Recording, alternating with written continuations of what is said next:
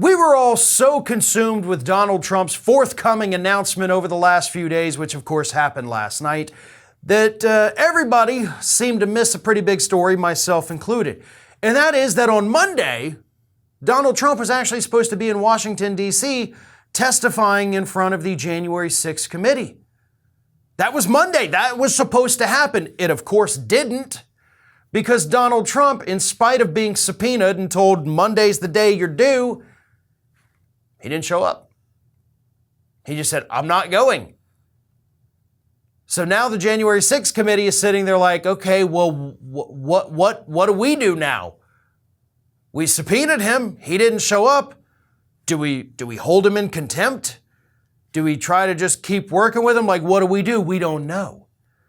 But we do know that on Friday, right, the business day before Donald Trump decided not to show up to the committee's hearing, he filed a lawsuit challenging the subpoena.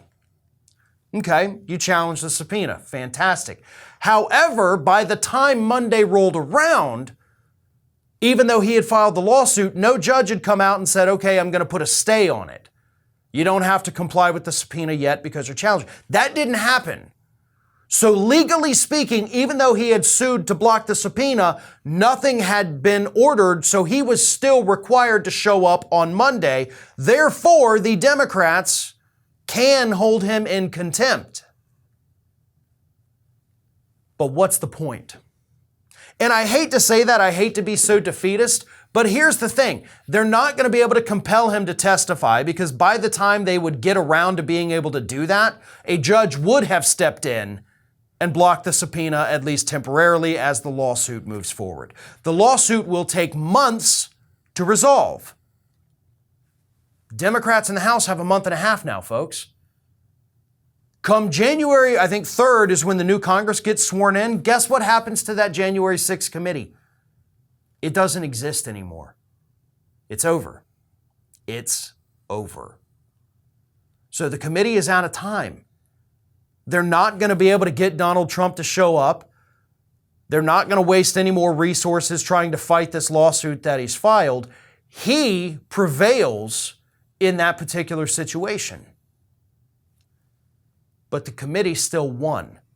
And that's the important thing to remember here. Yep, they've run against the clock. They're out of time.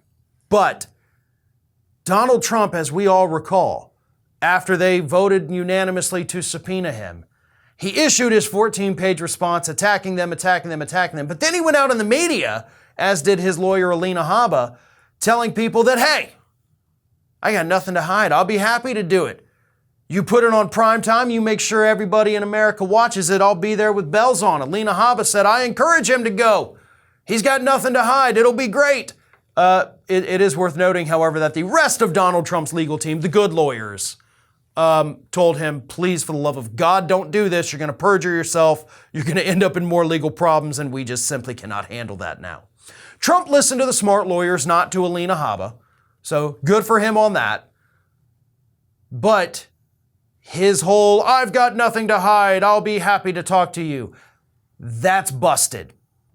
That's what the committee was able to do by basically getting him to not show up and comply with that subpoena.